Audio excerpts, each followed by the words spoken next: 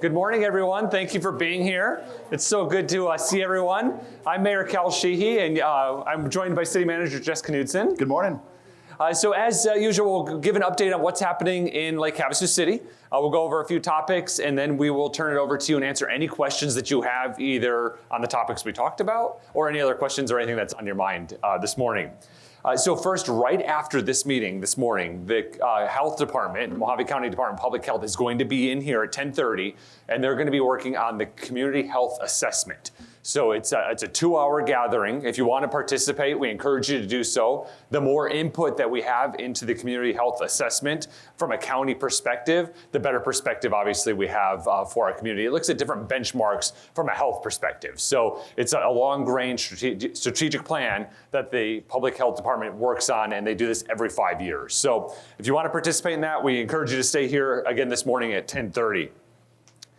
First, we'll talk about a couple of zoning issues in commercial nodes. We've been having some discussion through the newspaper and through council agenda items, so we figured we'd address exactly what is happening and what that looks like. So way back in McCulloch's early days, he created what was called commercial nodes throughout the community. So these are commercial areas that are in residential, primarily residential areas. The most specific area that you could probably reflect on today would be the corner of McCulloch and Jamaica, where there's Hacienda Mini Mart, there's a Dollar General up there now, there's a couple of RV sales service centers. There's several others throughout the community. Another one is on Chemehuevi in Jamaica, where there's a gas station. They just changed the name, and I can't remember the name, but Crispy Country Chicken is there. Exactly. Everyone knows that. Yeah. The Texaco, so that's another commercial node area. Motorboat, food and fuel. See, that's a mouthful. Yeah. That's an area. Then there's several other areas that are a little bit less obscure that you might not notice. There's one up on Chemehuevi and South McCulloch. Right now, there's just, I believe, a laundromat up in that area, and the rest of the land is vacant. There's also a parcel over on Anita, Avalon and Anita, which most of that property is vacant except for one. Frontier Concrete is in one of those commercial lots that's developed, but the rest are vacant. So again, this is all the way back in the early days with McCulloch, so 50 plus years ago. And it was thought that we would have neighborhood markets. So you'd be able to walk from your house, you'd be able to go down to the market, pick up something from there, or be able to do some of your commercial commerce in your neighborhood. Obviously, that's not what happens here in Lake Havasu City. We all like to get into our cars and head down to the area where the commercial areas are at, do our shopping, gather our things, do our business and commerce, and then head back home. So as we're limiting the amount of land, as the land is going away and we have less vacant land that we can develop, we're looking at changing the zoning from a commercial node to a residential, which helps support what's already going on in those neighborhoods. And so that's what a lot of the conversation is those after 50 plus years, they haven't developed. We have a need for housing. We have a need for attainable housing, workforce housing. And so we're having to have those conversations on each parcel on converting those into some sort of residential, whether that's multifamily residential, single family residential, but that's where those conversations are occurring and why they're occurring. So I don't know if you want to mention anything on that, Jess, or? No, I think it's just kind of important to two things here, right? As you paint the picture, it's from a big picture perspective. Robert McCulloch tried to lay out the Havasu in hopes we'd have these little hubs and commercial pockets throughout the community. And in some cases, it makes some sense. In other cases, it doesn't, just based on the interest and demand over the years. Part of this is just a bigger conversation with regards to a balance and sustainability for the city. Is we want to have an equal balance of residents and commercial activity. We need that commercial activity within the community to help support the police services, fire services, all the other city services that are out there, and keep the fees and taxes low for the rest of us. So, it's conversations we have just with community hubs, but along Highway 95 in other areas is how do we get to a point where we're able to sustain a healthy balance, in future years, and we're talking about for long terms.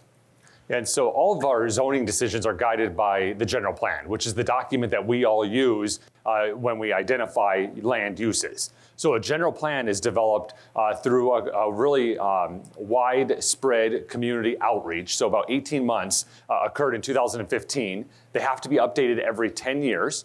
So in 2016, we adopted our current general plan, and it was then ratified by the voters as well. So it has to go out in front of the voters. Obviously, the citizens voted in favor of it, and the current general plan supports these areas turning into residential areas. So that's what guides all of our zoning conversations and documents. Doesn't mean it's always correct, so that's why we have public hearings. So we go through the Planning and Zoning Commission. We also go through council. So we have multiple different public hearings, so we can have conversation with the neighbors that are impacted by these decisions and the citizens as a whole. So you'll continue to have more or see more and more of these conversations as, again, this community infills and vacant land is lessened. So the media will be talking about it. You'll see it on our council agendas. And in fact, there will be one of these items on our agenda on Tuesday that we'll be discussing. So just so you have some background information of where and why those conversations are occurring. Also, we have been working on workforce housing issues and attainable housing. Certainly, we've had this as a long-range issue for Lake Havasu City. And this is just having a variety of different housing options for our citizens. So whether that's apartment homes, duplexes, single-family residential homes, or residential estates, having enough inventory that is widespread and available for all of our citizens to have options when they're looking for it.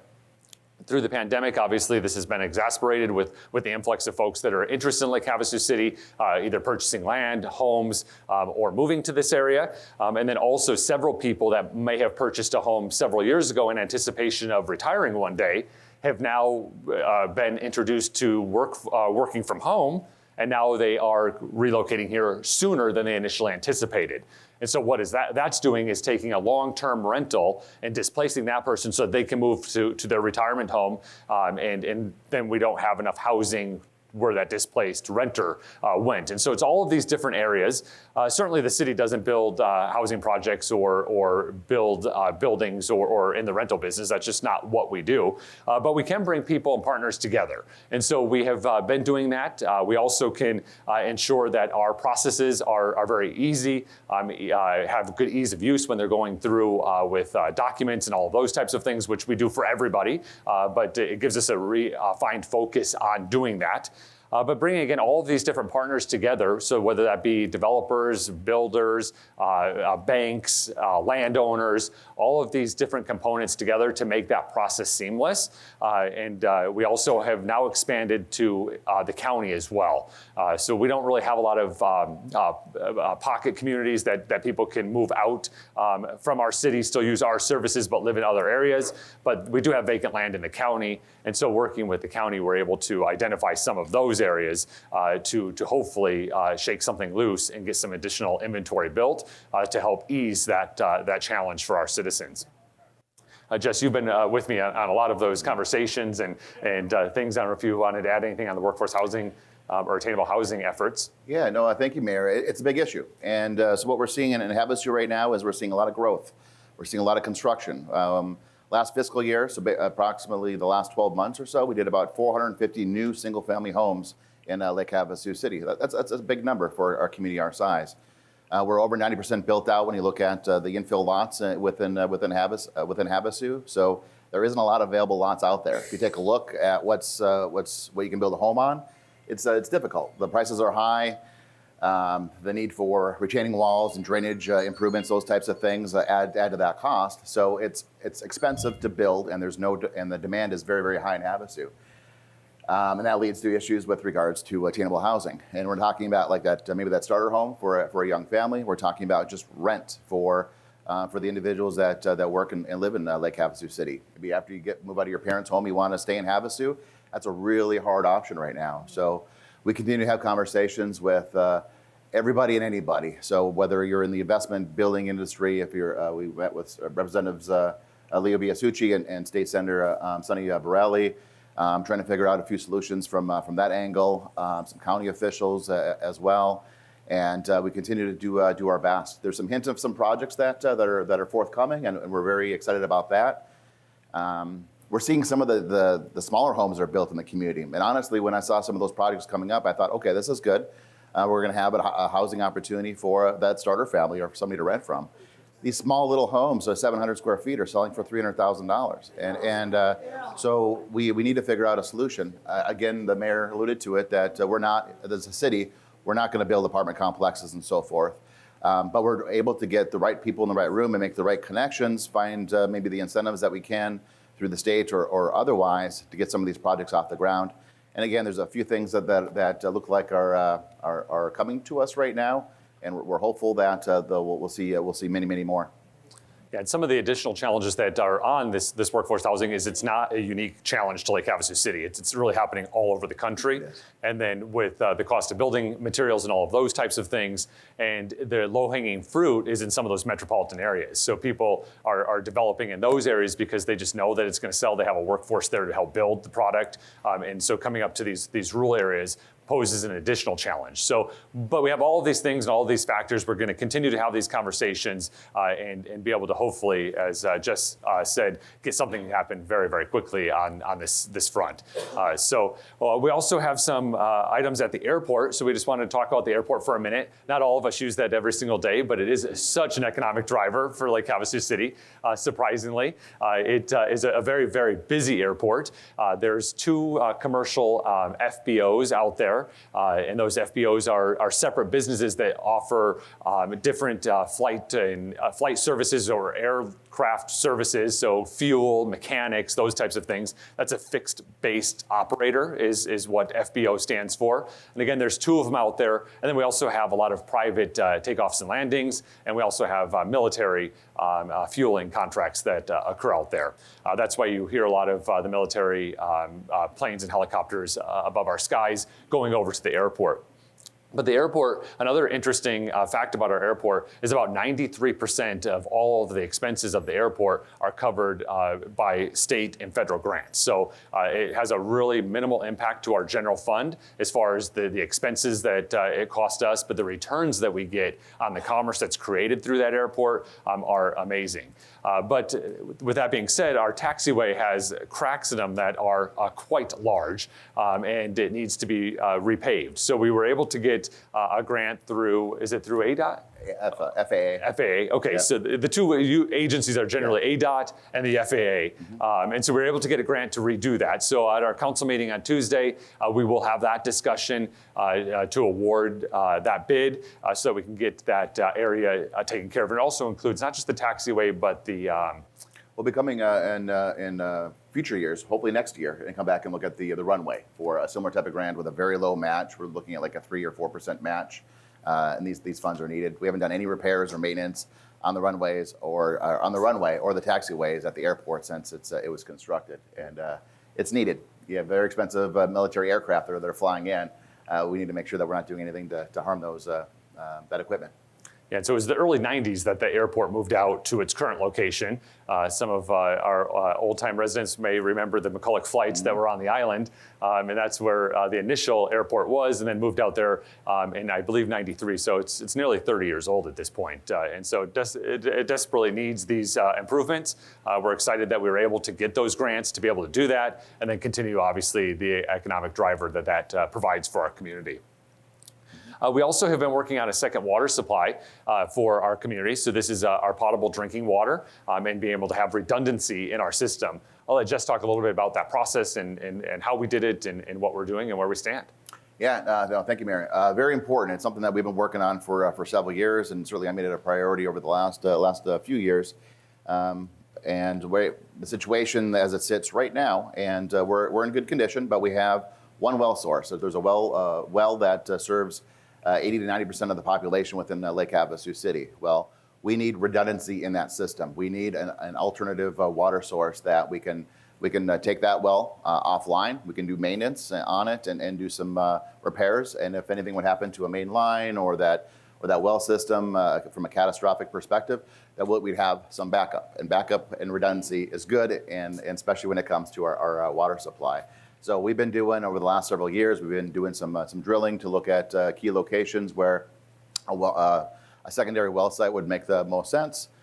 what would be the most cost effective, because you want to identify a well that's got good quality drinking water in a nice location, but then you want to make sure that the distribution system to get it to the water treatment plant is shortened, because there's costs with pipe and repairs and maintenance there too. We were lucky enough to find some well sites at our water treatment plant. So we drilled there, and then looking at our public works yard over off of London Bridge Road as well too. So we're in that process right now. It's very exciting. We've done some of the drilling for the well sites, and we're getting very, very close to bringing that secondary water supply online. At the council meeting on Tuesday, on the agenda will be a conversation about the design and what we want to do for maintenance repairs of the existing well site. So as soon as we take that one offline, we have a secondary water source. We're going to take the existing one offline, do the maintenance that's needed, so that we can extend that life of that well site.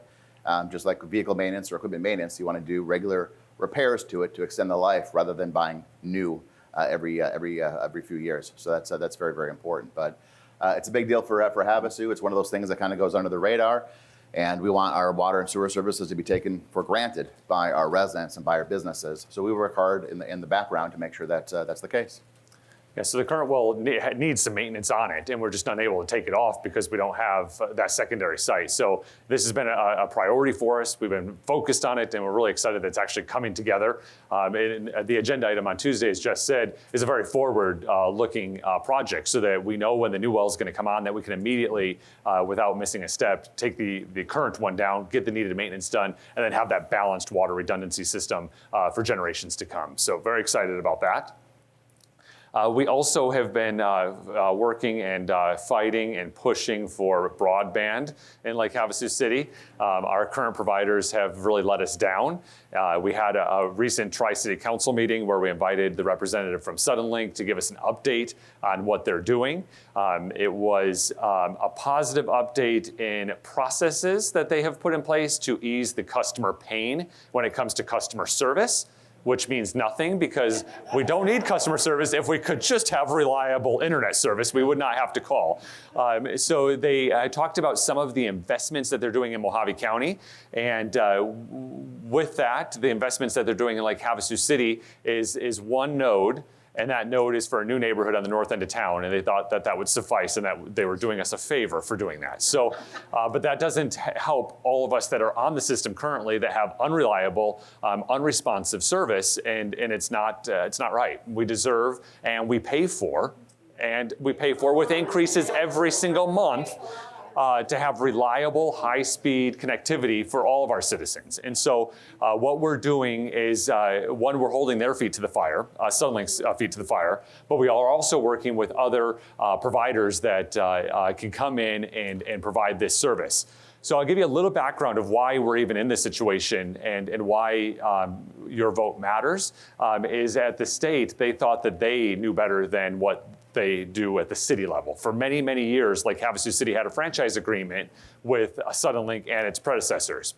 And that agreement was unique to Lake Havasu City. It was an agreement between Lake Havasu City and Suddenlink to provide certain services for our citizens. And that included a customer service center. We had a 200-person call center here in Lake Havasu City with Lake Havasu City residents manning that office. They also had customer service metrics. They had service metrics. And if they didn't keep up to those metrics, we had enforceability on that contract.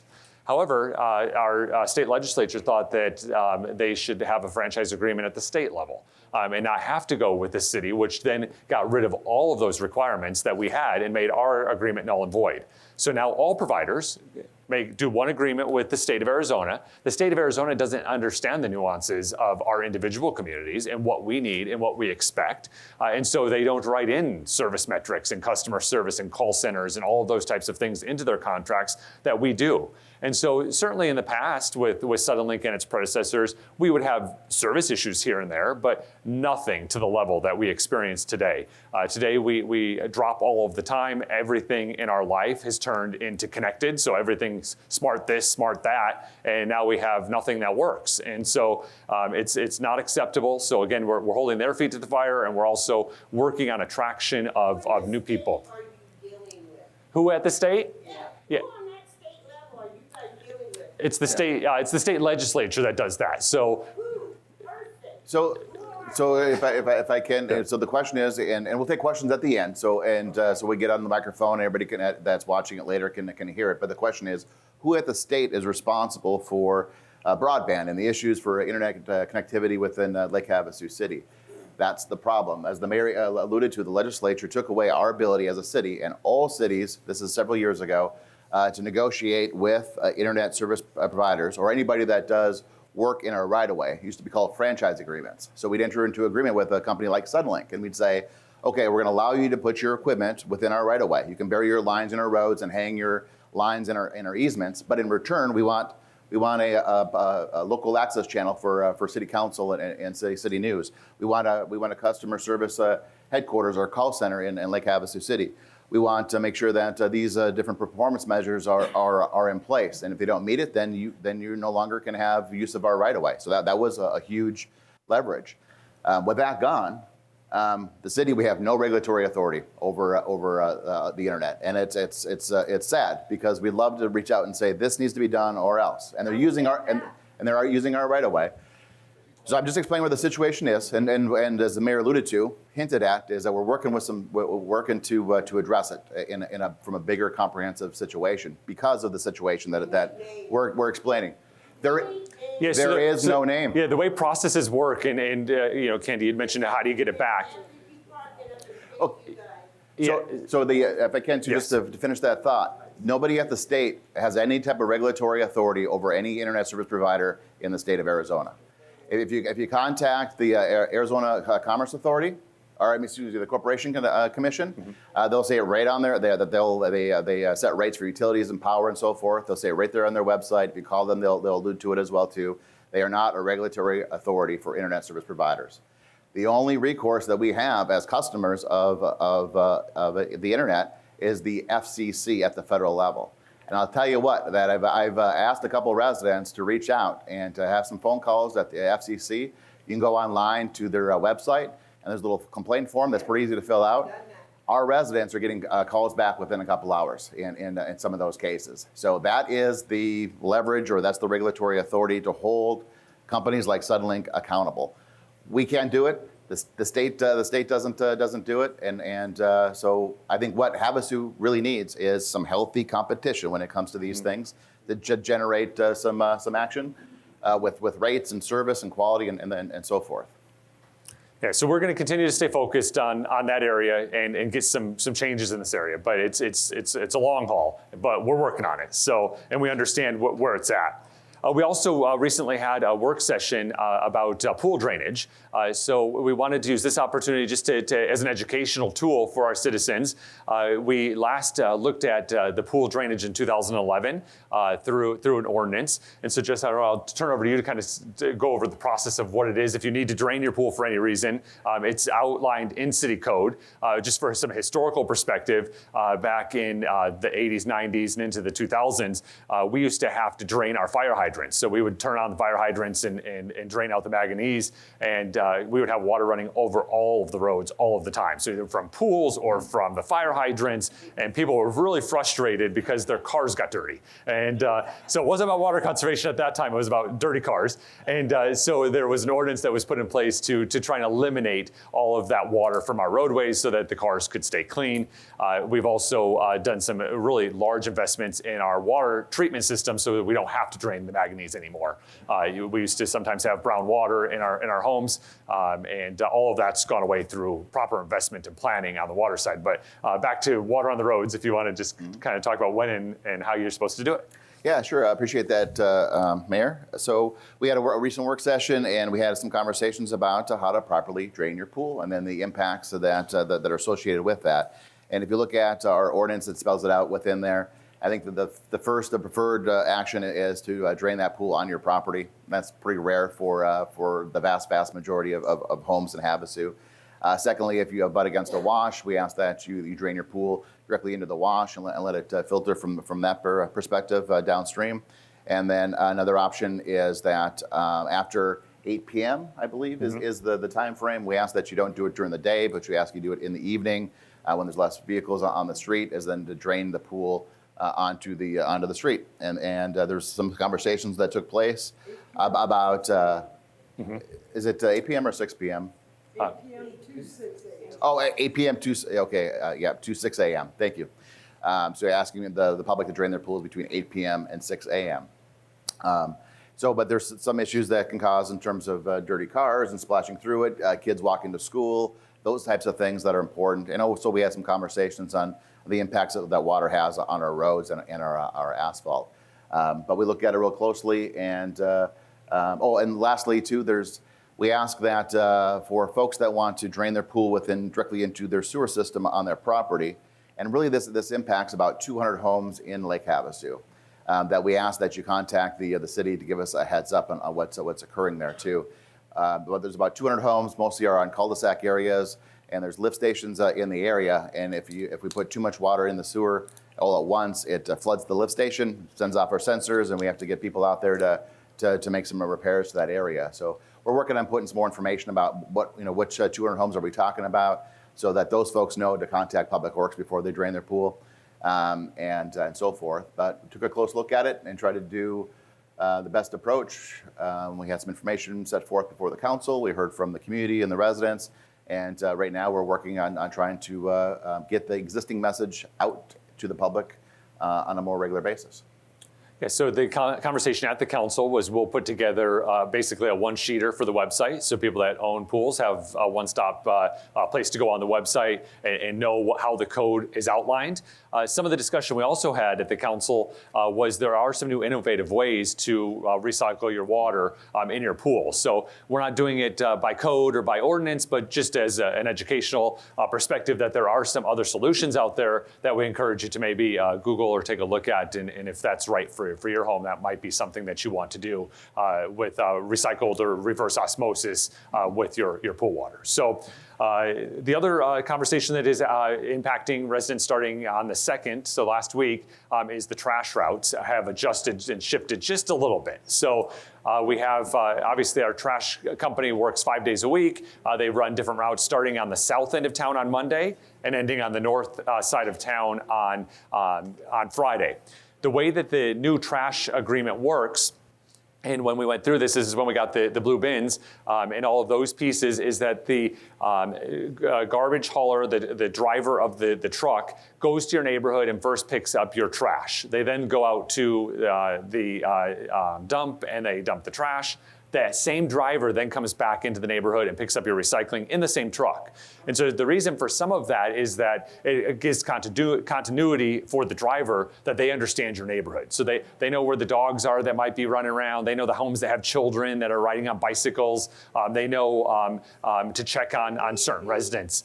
So they know different pieces, and it allows those drivers to help keep our neighborhood safe and in good order. So that's a good benefit of doing that system. But they've now, because of some of the growth we've had, we had to shift a few of our days. So it doesn't impact a lot of people, but I happen to live on a route that I'm literally the first house that starts the route. So when I first moved to the neighborhood 18 years ago, I put my trash out on Friday morning because my neighbor did, and I'm really Thursday. So I had to wait the next day because I'm the first house for Thursday's route. So the map is on our website, so lhcaz.gov, or you can call Republic Services, and they can let you know if your house is impacted on that. So yeah, in Republic Services, they are a good call center that do work for them. Yeah, so if you are impacted on that, just call Republic Services, check our website, and if your street's by one of the boundary lines, probably best to call and check it out. But this is the first full week of that occurring. I also, last week, had the opportunity to meet with Governor Ducey, which was good. The last time I met with him in person was back in February of 2020. So it had been a long time in person. Obviously, we've had conversations on the phone, but to actually talk about real matters that matter to Lake Havasu City. So some of the areas that we talked about, of course, was the workforce housing issue that's occurring in our area, the lack of inventory and some of those pieces. But we also talked about the workforce. So we're having a workforce challenge as well. If many of you have gone to grocery stores or doctor's offices or restaurants, you might notice reduced hours, reduced days, closed on certain periods because there's just not enough staff. And we don't know where all the staff went and what happened to that. But it's, again, an issue that's occurring all over the state and all over the country, but we do need to figure out what those workforce challenges are so that we can fully get the economy reopened and the services that are available to our citizens. We also talked about the short-term rentals and the challenges that they're creating for our community. That's not the first time I've talked to the governor about it, but the governor is a big fan of shared economy. So shared anything, whether that's short-term rentals, rental cars, anything that you share, he's all about. And he signed the legislation that got us in this trouble that we're in now with short-term rentals. So it's a pretty big uphill battle. He knows my position. He knows your position as citizens of our community, because I'm not quiet about it. And we are working very diligently to get some things done. Our strategy now is we've tried to pass bills the last 3 legislative cycles, and we got nowhere. And so that's a challenge for us. It just dies and it doesn't get signed into law. So our new strategy, Governor Ducey has 1 year left. So next year is his last legislative year, and then he's termed out and he's gone. But we want to start somewhere. So we're going to run it with a bill, and Representative Biasucci, our representative, has agreed to run the bill for us, and he's a rock star. So if anyone's going to get it done, he's going to do it. But we're going to run a real basic bill with language in there that you have to locally register. You have to get a business license. You have to have a good neighbor brochure that tells the renters what the expectations of their renting this facility looks like. Trash requirements. A lot of this is modeled after our ordinance in 2014 that addressed it locally. We were able to balance short-term rentals and the needs of our neighborhoods, and it worked out beautifully until the governor and the legislature got involved in 2016. So we'll get that bill passed, and then the next strategy is when the new governor comes into place, then address the rest of the concerns that we have with short-term rentals. So that's where we stand right now. We do believe that we'll be able to get it. So just again, all of these bills, we have to get the House, the Arizona House to agree.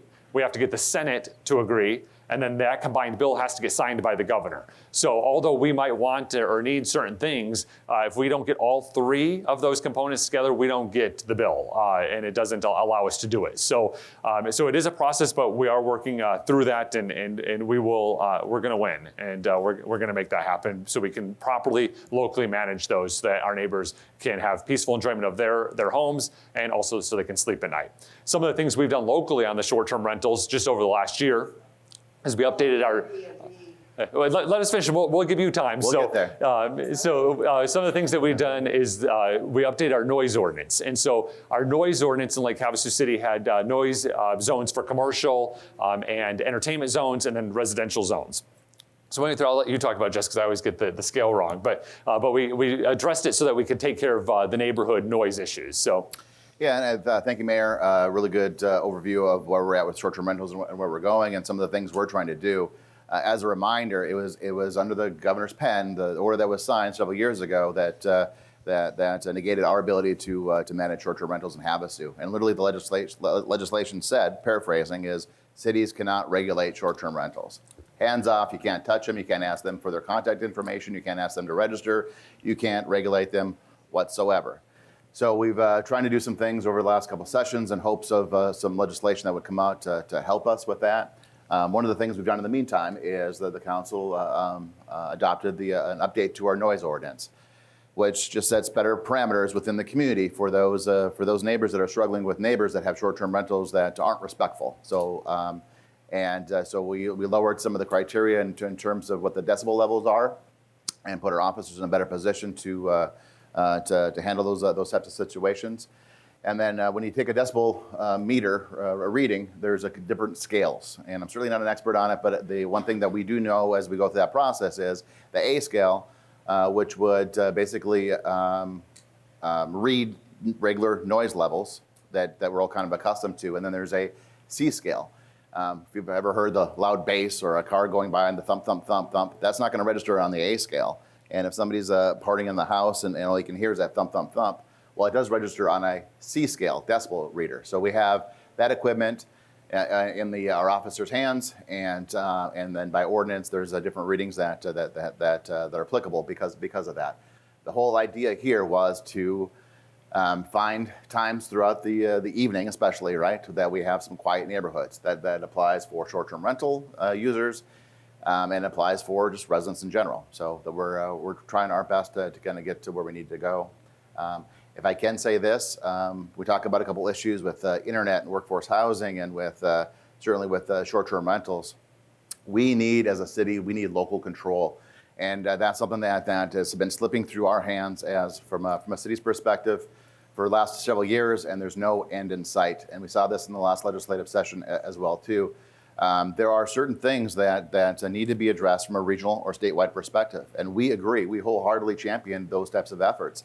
But when it comes to short-term rentals, or our ability to have a franchise agreement for the use of our right-of-way, or different police actions that need to take place, these things need to take place from a local perspective.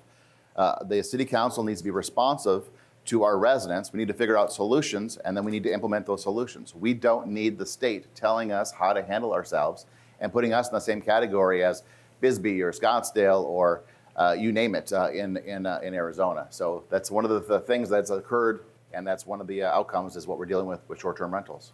And we have an opportunity right now because we're going into election season. And so when we talk to folks that are coming, and they're coming in groves, the candidates for mayor, for Senate, obviously our local representatives, ask these questions. So a lot of times we ask questions about fundamental components, but say, I can't sleep at night, and I need to manage a short-term rental. That's a problem for me. I can't get online. That's a problem for me. And what are you going to do about it? And also, as Jess said, you elect myself as mayor and my 6 colleagues on council for a reason. You can hold me accountable, but if we keep getting our hands tied where we can't actually address it locally, well, then we have these conversations where we're all frustrated. So the more conversations that I have these conversations, and certainly I have influence as a mayor and as a citizen, but if the more that the electeds hear from citizens, because the governor back in February of 2020, when I was talking about short-term rentals, thought he fixed it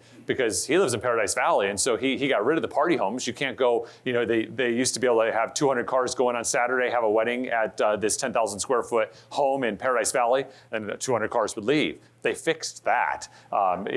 Amazing, right? But they won't fix the real issue that's impacting cities and citizens across Arizona, and most importantly, our citizens here in Lake Havasu City. So ask those questions that really matter to us about how we are living our everyday life.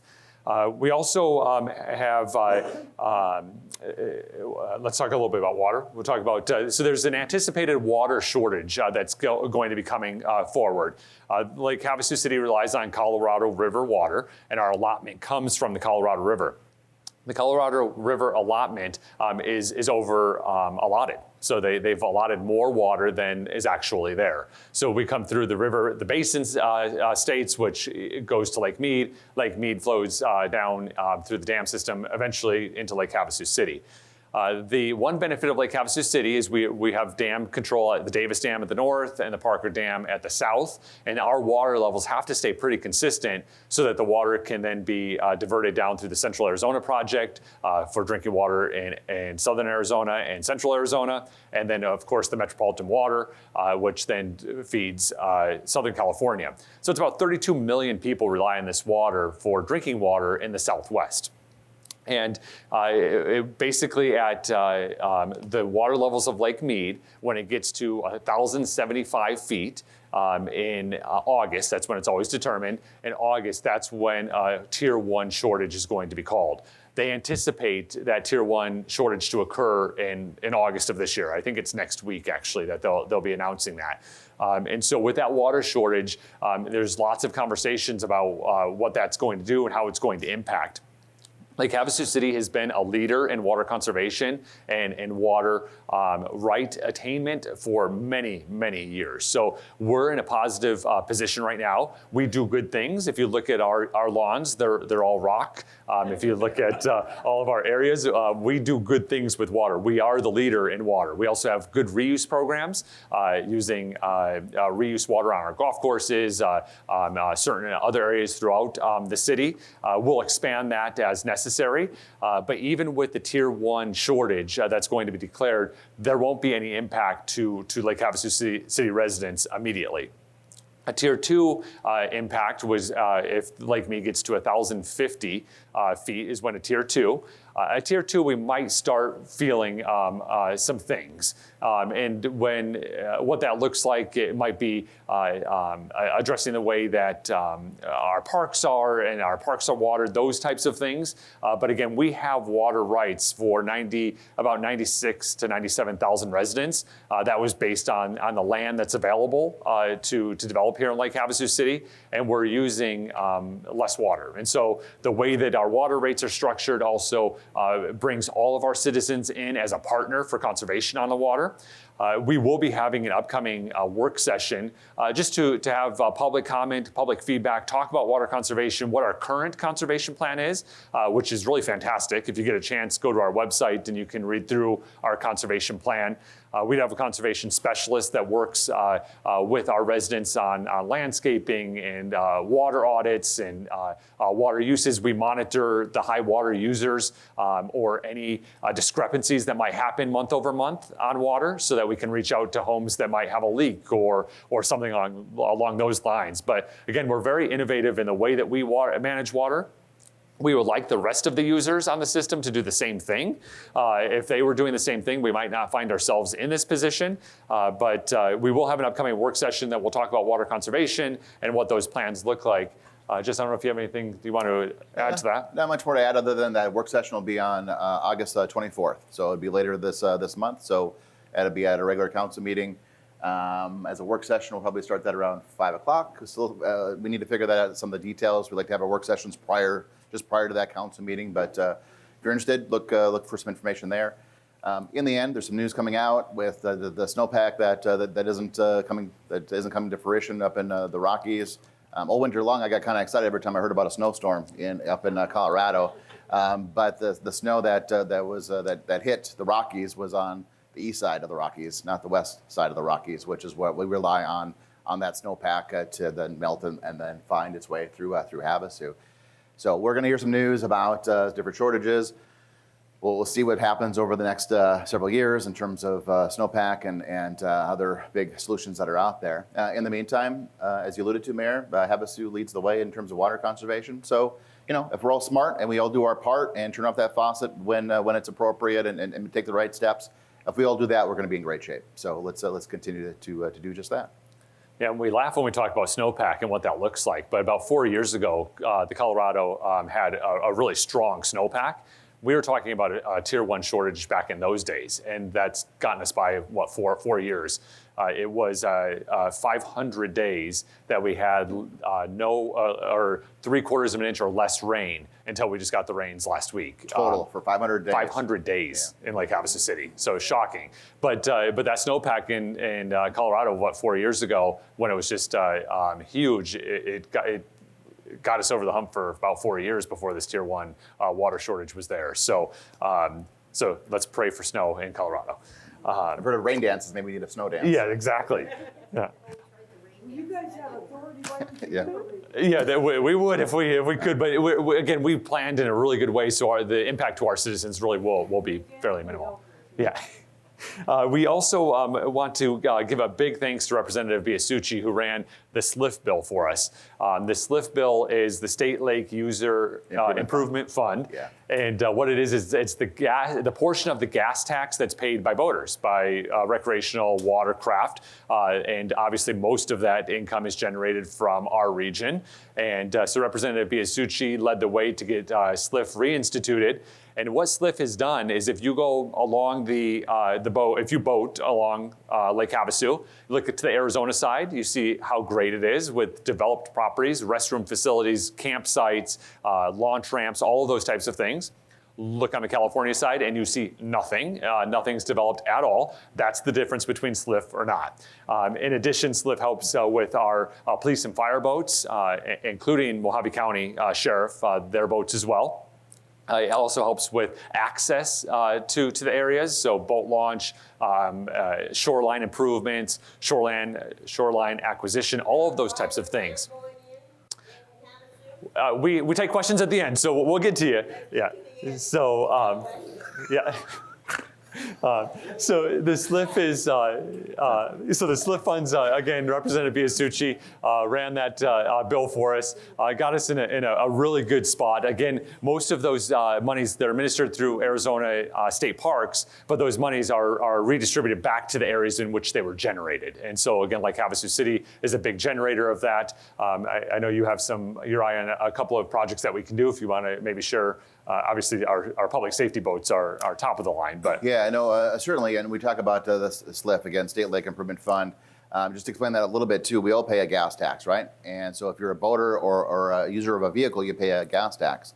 Well, the idea behind SLIF is if you pay, if you fuel up with your boat, that portion of that gas tax should go back to improving the area that you use, right? You're not on the roads, so. So that's what we're talking about here. And we talked about a couple different things. We have some aging infrastructure in police and fire. We have police boats. We have fire boats. I think all of our boats were all bought used from Mojave County several years ago. And we've every year the fire chief comes to me and says we need to put another pump in it or we need to do this. And so we regularly trying to fix what we have for aging infrastructure without the ability to do some major investment there. SLIF would allow us to do that. Something else we're talking about is a potential idea, something to vet through the public and through the council and see if it's a good idea or not, is take a look at Site 6. Site 6 on the island is owned and operated by the Lake Havasu City. We have one ramp out there, and it's not a very good ramp. It's very steep. For everybody that's been in Havasu for many years knows that they go out there on the holiday weekends and try to they score and judge and laugh at the people that fumble around with the use of that ramp. It's not in good condition, and there's been some accidents that have occurred because of that, that part obviously isn't funny. But if we could put some money into that area, maybe we can introduce a couple ramps for Lake Havasu City and that the city would maintain. My initial thoughts is something that the residents would use for free, and maybe that we could assess a fee for people for the tourists or people from out of town. To help continue to improve that area. Also talked about maybe doing some things around maybe the Rotary Park or the other state land area that's south of Body Beach, and do some improvements and some aesthetics and further promote recreation for Havasu and continue to make it look nice and be great. Yeah. So again, a big thank you to Representative Biasucci. When we see him, he really led the way on that for us, and that's a great benefit for our community. We're coming to the end where we'll get to questions, but the one thing I wanted to mention is that Lake Havasu City will be celebrating our golden anniversary of the dedication of the London Bridge in October. We're planning a month-long celebration that will culminate at the end of the month with the London Bridge Days Parade and a ceremony underneath the bridge marking the occasion. So stay tuned for an event lineup. Some of our iconic events that happen throughout the month of October are going to roll in and do special things for the 50th anniversary. And so stay tuned for all of those things. You can go to golakehavasu.com and see all of the events that we're having, but we're really excited to be able to commemorate and celebrate all that Lake Havasu City is and has become. So before we go to questions, I do want to introduce a few of my colleagues. We have Vice Mayor Jenny Koch with us this morning. Thank you for being here.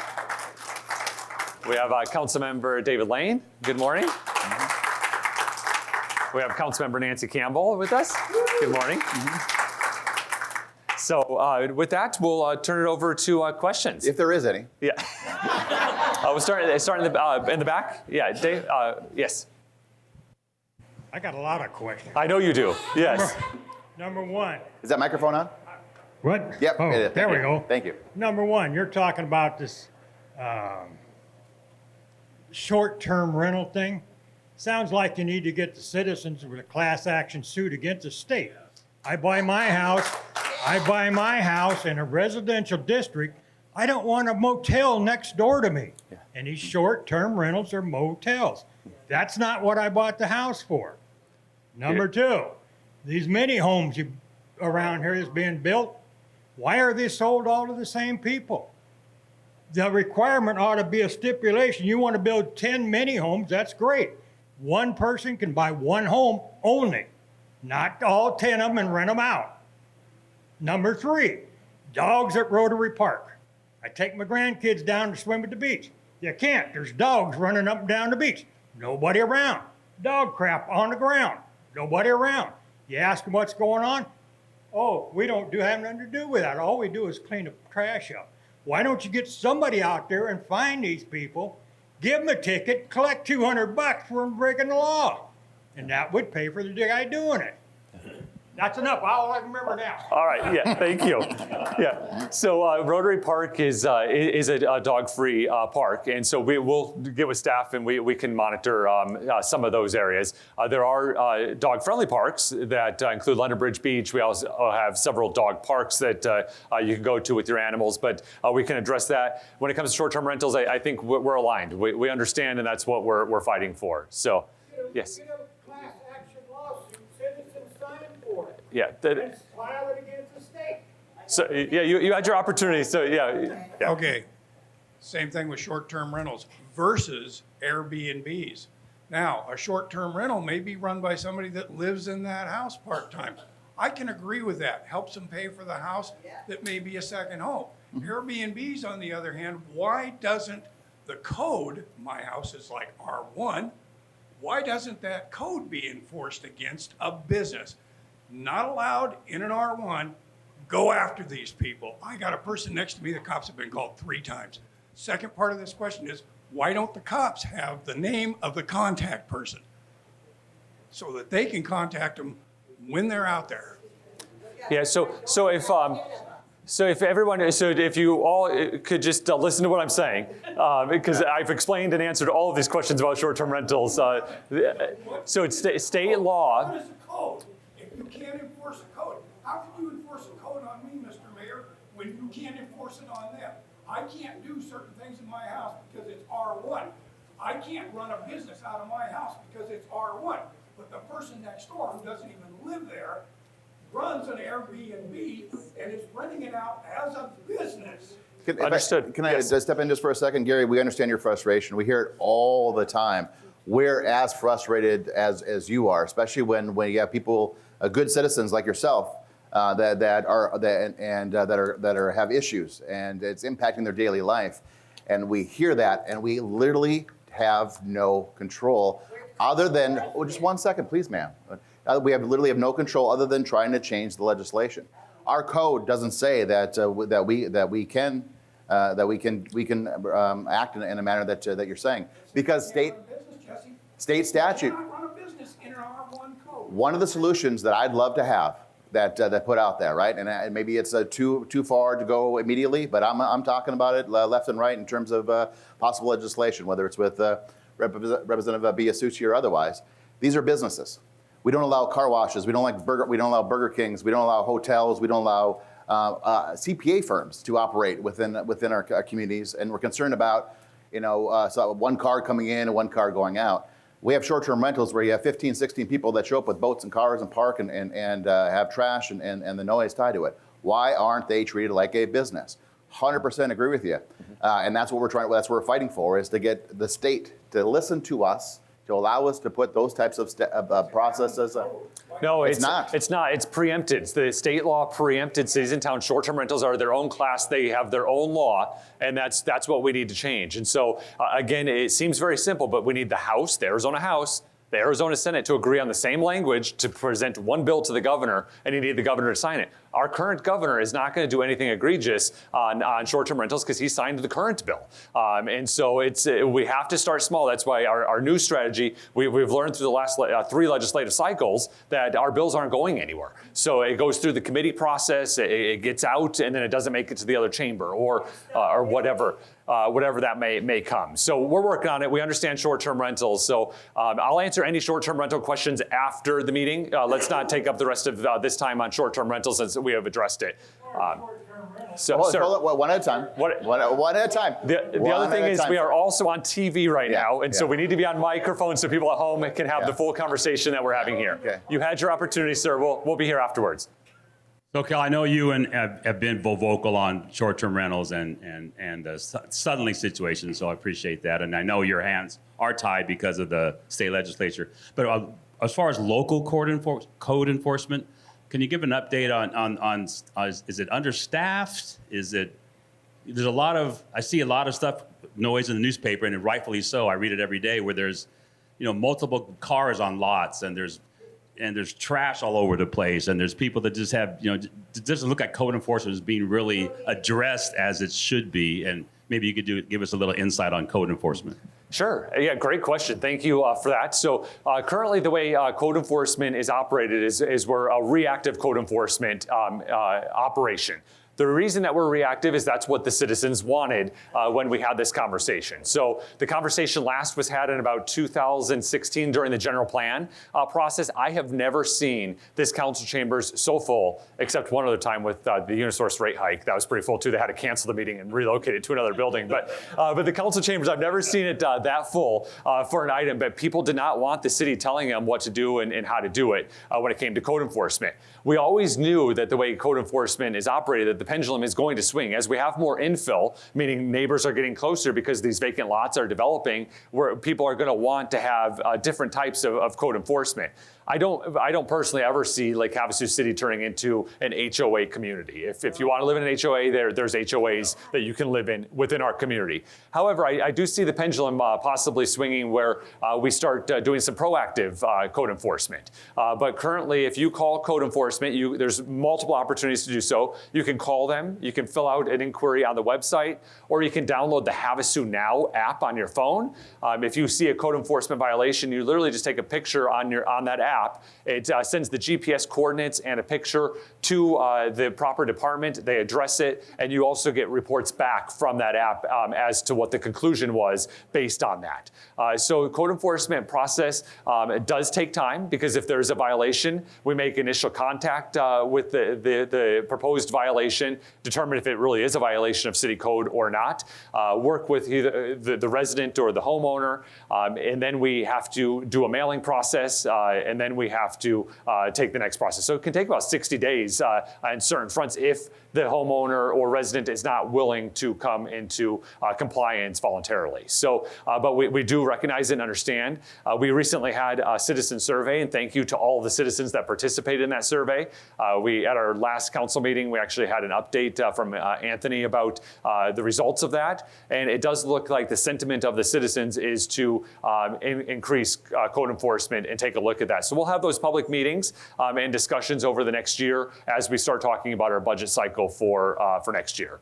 I don't know if you have any comments on code enforcement, Jess? Or? Yeah, no, our process in place right now is that if you have issue with something in the community, you contact the city and we take a close look at it and see if it's a code violation or not. Our code allows for vehicles, boats, and those for vehicles and boats to be parked in the front yards. And some people have issue with that. Some people appreciate that. So we need to continue to gauge the sentiment of the community to see what it is. You can have vehicles and boats in your front yard as long as they're not junk. And junk is defined as it's red. Mm-hmm. Yeah, it's licensed and operable. It's registered. It's in operable condition, right? And so if you have those the prerequisite, you can place those in your yard.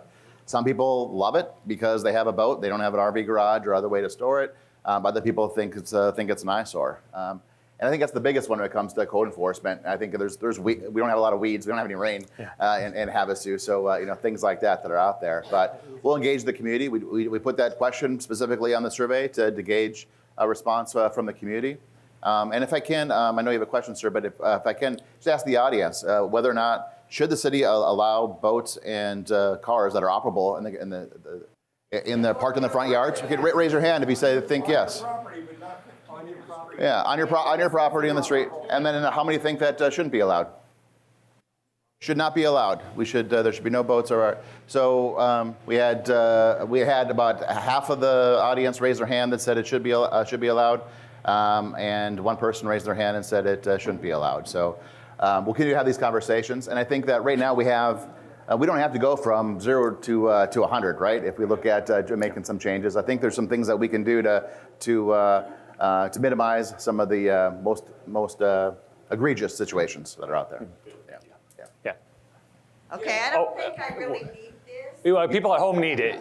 Yeah. You want to go, sir? Oh, okay. My name is Vicki Murray, 2031 Cabana Drive. 8 years I am battling signs, state, no motorized vehicles, no trespassing. This city is surrounded by state land and federal land that I just have been pushed on. I'm asking that you require all state land signs on that land around this city prior to any more building or pushing dirt. You get the State Department. I have her name. I have Fish and Game. Do not call BLM. They are rude and they want nothing to do with state land.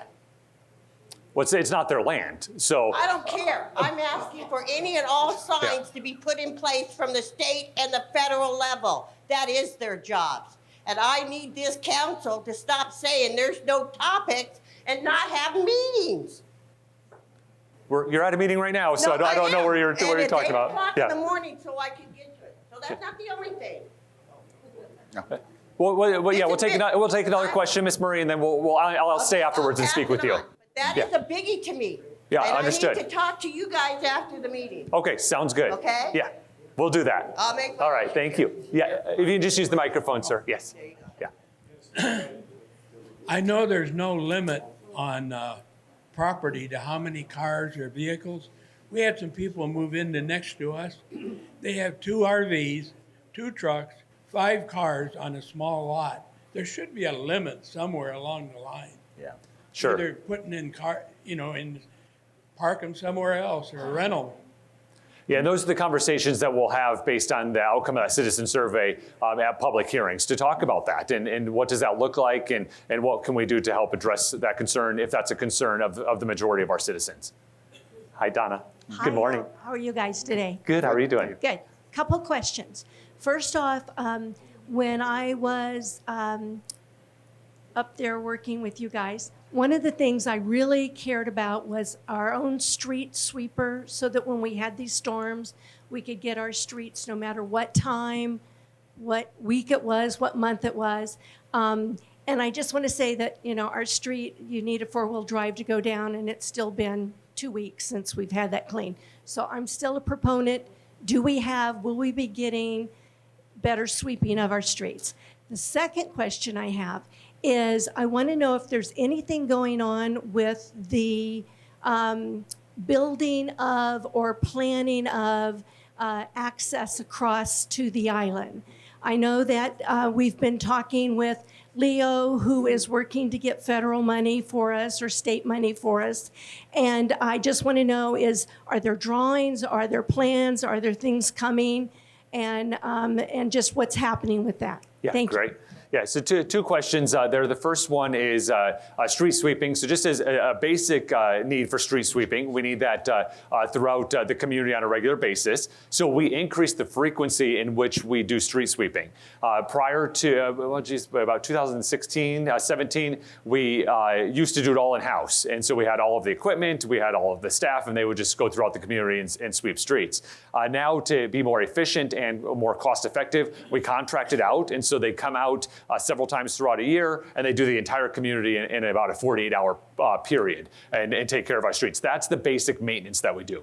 When it comes to storm cleanup, which we haven't had to deal with for 500 days until just this last week, we go through and we do have street sweepers ourselves, but we start on the main thoroughfares first, and then we start moving into the less frequently traveled areas, and then even the less frequently traveled areas. So usually homes that are dead ends or cul-de-sacs will be the last that we're going to. So first we start with the roadway, do all of the roadway stuff throughout the entire community, and then we go backfill if there's any drainage along the roadway. So like ruts that are created in our right-of-way that need to be addressed. So that process takes about 2 to 3 weeks to make that happen on a regular basis. That's under Jess's team, so I don't know if you have any additional feedback to add on how we do storm cleanup, but. Yeah, no, I think you alluded to, we talked about earlier about 500 days, it rained 3/4 of an inch. We had just finished the citywide street sweep a week before this last storm, and that continues to be occurring. I think about 2 years ago, it was like that Thanksgiving weekend, and we had literally stopped or swept the entire city that week, and then on that Friday, we got nailed with a large monsoon storm that caused the mess that we're in currently right now. And we have about 450 miles of roadway within the Lake Havasu City, and they all need to be addressed, and some are handled or impacted more so than others. In the meantime, throughout the year, we're doing more projects on specific to areas that are a bigger concern for, remember, it's curbing or some type of stormwater drainage aspect that lessens the impact that we have to go through the maintenance. So we're trying to minimize some of those things as it occurs. We've looked at doing that in-house. Cost is a big consideration. The street sweepers the city had prior to it, the reason why I think it was prior to my time, but the reason they went into the contracting aspect of it is because the equipment was aging and getting older, and it was time either to purchase new equipment or to go under contract. Street sweepers are about $300,000 to $500,000 each, and then you have obviously staff personnel that operates, that maintains it, and so forth. So we're trying to do our best with the resources that we have. But as we continue to have these conversations, if that's a priority from the community, is we need to spend more money in that area to get a better address, then we're listening. And then when it comes to the area for the second bridge or for additional access onto the island, we are addressing that. When I first took office as mayor in 2018, we did not have the right-of-way on the mainland side. We've secured that. So now we own the land on the island side where it would come on. We have the right-of-ways on the mainland side. And so we have those areas. And yes, Representative Biasucci has been looking for state appropriations for us to address that in some way and what that looks like. But also traffic technologies. The London Bridge, it's the world's oldest and largest antique, but it is a modern day bridge. All of the insides are only 50 years old. It's a fantastic structurally sound bridge. And so with modern technologies in traffic, we also need to identify and look to see, is there a need for a second bridge? So for many years, we've all been told we need a second bridge, or a second bridge is coming, or there's funding for a second bridge, or a second bridge, but no one's ever determined if we really need a second bridge and what that looks like. We may not, whatever that does, but it allows us to properly plan. So Representative Biasucci is working on appropriations to be able to do that planning, and then also then fund whatever that might look like. And again, there's new technologies out there that allow for different things. A second bridge, for example, it sounds fun and it sounds good, but we're talking just by comparison, what's happening right now. Clark County is putting in a bridge over in, is it Mojave Valley or is it still Bullhead? Bullhead City, right there by the Anderson Fieldhouse. That road that kind of dead ends, it eventually is going to have a bridge that's going to go across and enter into Clark County or into the backside of Laughlin, Nevada. That bridge right now is about $50 million. And that's just a basic concrete bridge that you see across highways everywhere. Do we want a bridge that is a concrete bridge that you see across highways everywhere going across our channel and the backdrop of our London Bridge?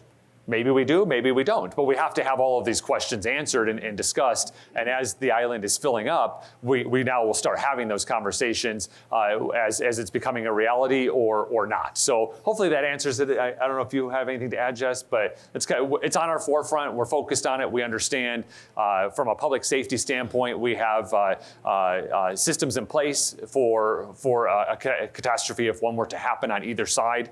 So we're good there, but. Yeah, Representative Biasucci was pursuing it in legislative session, trying to identify funds for it. I think he had $22 or $23 million that was going to be earmarked. We didn't know if that was going to be enough for a bridge. If he was successful and said, here, Lake Havasu City, here's $23 million, go build a second bridge. I have no idea. We have no idea if that was going to be too much, too little, or what that would look like. So I know Representative Biasucci is looking at trying to get some dollars maybe in the next legislative session. He might go in a couple different directions. Obviously, he's got the ability to do just that. But one of the options is to go back to the session and look at what the design for that second bridge would look like. So we need something. What do you put in place next to that to the London Bridge that doesn't take away from the aesthetic and the beauty that's down in the channel area?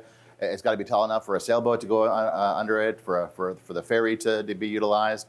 And how does that impact the condos and hotels and other uses that are out there when you're going to have a bridge or cars coming across a bridge that are feet from your balcony or from your location. So we're looking at a couple different options to see what works, and we're working closely with Leo Biasucci, and of course we're looking at all available alternatives as well.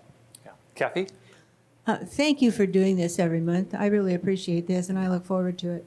And my question is regarding draining the pool. Back that far.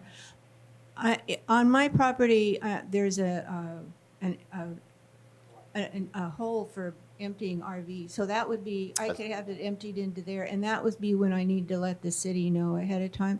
I think I have to have my pool blasted this winter. So that's, and probably the pool people know that, but I was just checking that. It can be emptied into that.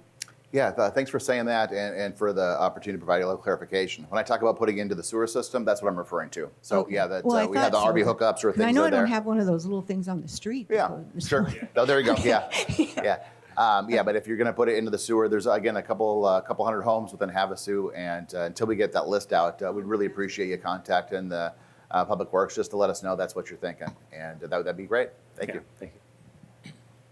Good morning, Mr. Mayor. How are you? Good, thank you. Good Been to see a you. while. Yes, it has. My name's Greg Beffert, and I'm a resident here of Havasu, and I have a couple questions for you. 2 questions, actually. The first one is, in light of the tyrannical overreach of government all over, not just in the United States, but all over the world, and I know you're aware of this, where now law enforcement officers are kicking in doors or arresting people for not wearing masks, the mandatory vaccinations, vaccine passports. We can go down the list of all of the tyrannical overreach that we're experiencing now in this world. Unless you watch CNN or Fox News, you won't hear any of this. Okay, so the narrative on COVID-19 has collapsed. In front of our very eyes, it's collapsing every day. There's more and more pushback from citizens.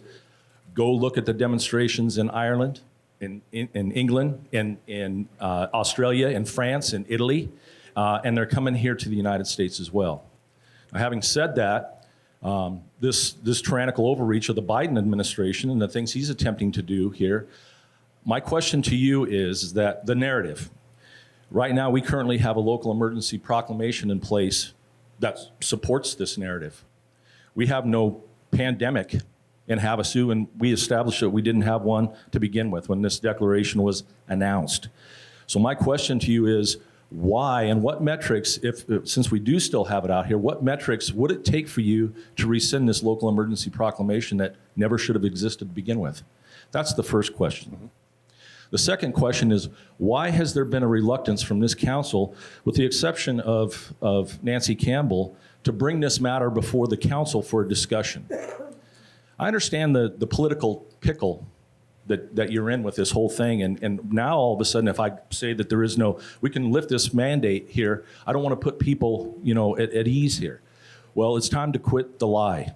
It's time to stop the lie, start telling people the truth, and again, why has there not been a discussion? Why has that been thwarted? She made an attempt to bring it up in a council meeting, and she got shut down.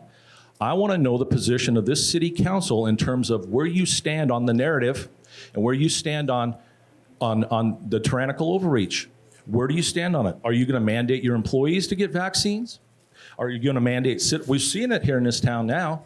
Go look at a grocery store, sign right there in front of Smith's. If you're unvaccinated, you don't have to wear a mask.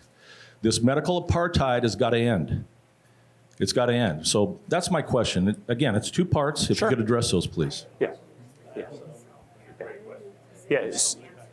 Yeah, so when it comes to COVID and what that looks like in Havasu City, I think the position of the council and the city can be felt every single day, that our citizens have the ability to make their personal choices that make sense for them and their families. And that's where our approach has been throughout this entire process. We've taken a very level-headed, common sense approach, balancing all of the issues throughout the pandemic, throughout our community, throughout the entire process. And we'll continue to do that as things evolve. When it comes to this, when it comes to the state of emergency that we currently have in a place in Lake Havasu City, is there's still uncertainty around what all of the pieces mean for Lake Havasu City from the federal level, from the different funding mechanisms in which they have. We've not asked for any of this money. We have not identified a need for any of this money. We have not advocated for any of this money. But we need to balance and make sure that we're being prudent and doing what's in the best interest of all of our citizens. That's why the local proclamation of a state of emergency, knowing that we're still in a declared pandemic at the federal level, is still in place. But I do look at it regularly, and I understand. But our approach has been such that our citizens have the ability to make their choices as they deem appropriate throughout this entire process, and we'll support you and meet you where you're at throughout that. Mr. Mayor, Do we have a microphone? We need a microphone. We need a microphone. Yeah. But nobody can hear you. Yeah. We just let's get this. Let's get the microphone over. Yeah. And.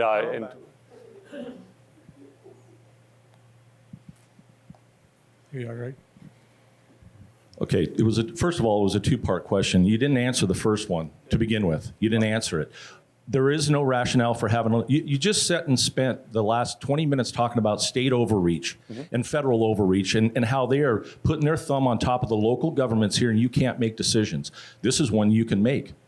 You have the ability, you wrote the proclamation, you have the ability to rescind it. Okay, you do. You by your own hand. My concern and the second question is, why have we not had a conversation from the rest of these council members about this situation? Why have we not? And what metric would it take then for you to lift it?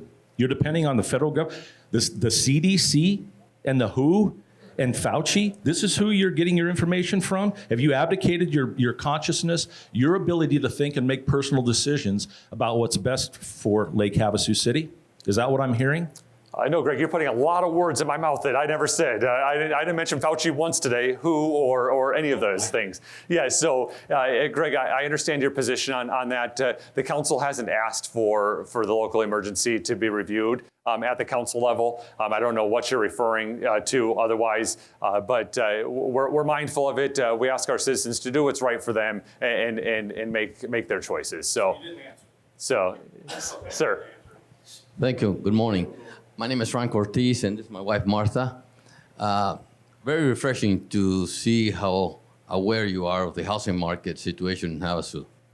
We're realtors, and also I'm a real estate developer, so I know the situation. 3 years ago, I came here. You could find a two-bedroom duplex for $600. Now it's $1,800 if you find it. But help is on the way. I submitted plans for a 4-unit complex, 2-bedroom, 2-bath, 2-car garage on Rolling Hills, and you will be looking at a project that we're proposing on Jamaica, 2860 Jamaica, asking the council to change the zoning from commercial to residential so we can develop some additional residential units. Also 2 bedrooms, 2-bath, 2-car garage, plenty of guest parking. And those projects will not be for speculation. We are keeping those projects on our real estate inventory. I like to buy and build. I don't like to sell. We will be managing. We live here in Havasu, 151 Bunker, and we will be managing. And she is 10 times worse than any code enforcement. Okay. If she finds a paper in front, she'll knock on your door and you pick it up. So anyway. I'll see you Tuesday, yes, you and thank you for the opportunity. Yeah, thank you.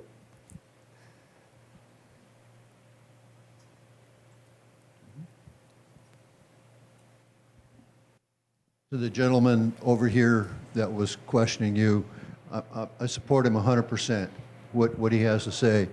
So what my comment is, everybody talks about a pandemic. If we were in a pandemic, bodies would be stacked on the street like cordwood. This might be an epidemic, but it sure as hell is not a pandemic. So I'm waiting. I understand you said that the health department is going to be here. I'll get some questions for them. But please, don't call it a pandemic. It's not. Thank you. Yeah, the health department will be here for the community health assessment at 10:30. So they have a very specific scope in which they'll be doing. Are there, Karen, did you, Dave, if you could bring it over to Karen.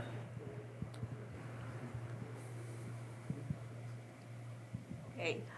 Mike, I have a question, but it's based upon what Greg is saying, and this gentleman back here, it has to do with fear.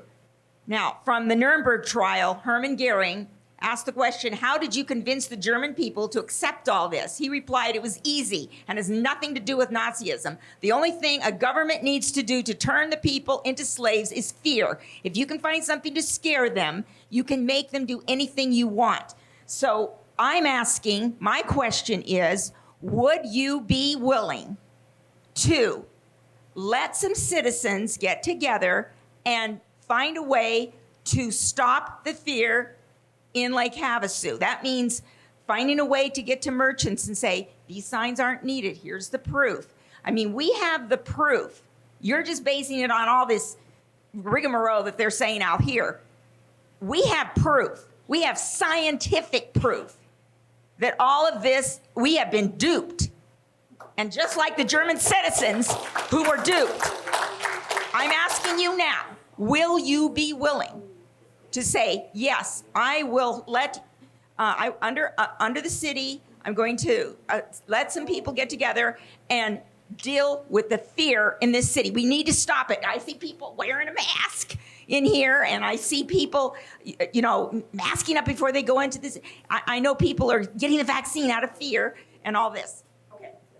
Okay. Yeah, no, I appreciate your passion, Karen, on that. And certainly we're not trying to spread fear at any level. And again, all of the actions that we've done throughout this entire process has been a very level-headed, common sense approach. I'm open to having a discussion with you afterwards, and we can see what makes sense. So, yes. Yes, sir. My name is David Leslie. I do live here in Havasu. My question is, have you received any federal funding? And if you have, what for? You talked about the airport, I believe, the roadway. So federal funding within the city budget? Well, that's been offered to the city. In what capacity? During the pandemic. Okay, yes. So we get federal grants for a variety of different things, but specifically related to the pandemic. We did receive money last year under the CARES Act money and that funding. And what that funding was identified to do is, as you may recall, this is at the very first part of the stimulus money. So that, citizens got checks if they were eligible. Businesses had the opportunity to apply for EIDL loans or paycheck forgiveness loans. And then cities and states were given money to stimulate the economy as well. So we got about $6.5 million, was it? 6.3 or 6.4? Yes, and that was during our last budget cycle. And what we have done with that money is some police and fire expenses, some of the PPE that was needed at the early time. Was the CERT vehicle part of that? The CERT vehicle, yeah, that was part of that, which was a big chunk of that. We also purchased the courthouse with that money. Again, that money was identified as stimulus. That was during the stimulus portion, but that's the only funds that we've received. As well as the Resource Alliance. Oh, exactly. Yes, thank you. We also, used a portion of our money, which at that time, Vice Mayor David Lane was the Vice Mayor at the time.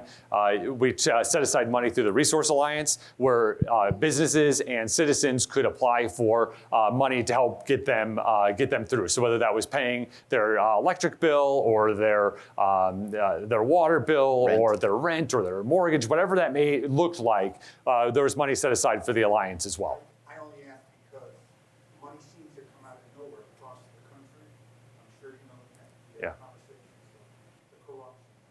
Yeah, you're speaking to the choir. I mean, I've said multiple times, we didn't ask for this money. This is not sustainable. The amount of money that they're offering for things that are not even known. I couldn't agree with you more, sir. Yeah. Yes, Steve? All right.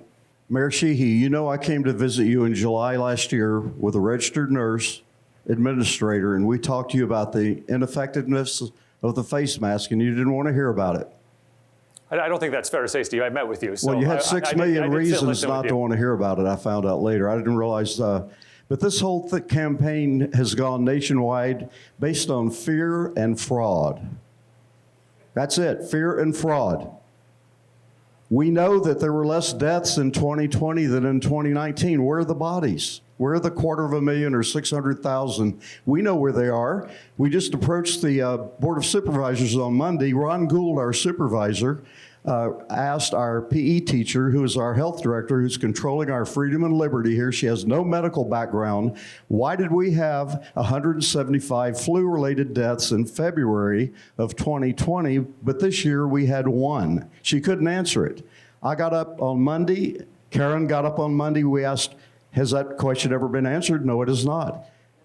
It has not. There are, as this gentleman says over here, I go to Los Angeles quite often. I still have a place over there. Wouldn't the homeless people be dying in the streets? I mean, they're sitting there living in squalor and filth, and they're not dying. If our country loves us so much and they're concerned about our health, why are they letting 500,000 invaders in every single month without being vaccinated, but bringing in tuberculosis and really deadly diseases? This makes no sense. Do you have a question, Steve? I do have a question to you. Are you aware that Rainer Fulmick out of Germany, that they're filing international Nuremberg trial based on the Nuremberg laws? They're filing lawsuits against WHO, CDC. They're going to be coming after everyone that's complicit with this. So we have notified this Mojave Board of Supervisors, and you need to be aware that if you're complicit with going along with this, you need to be concerned.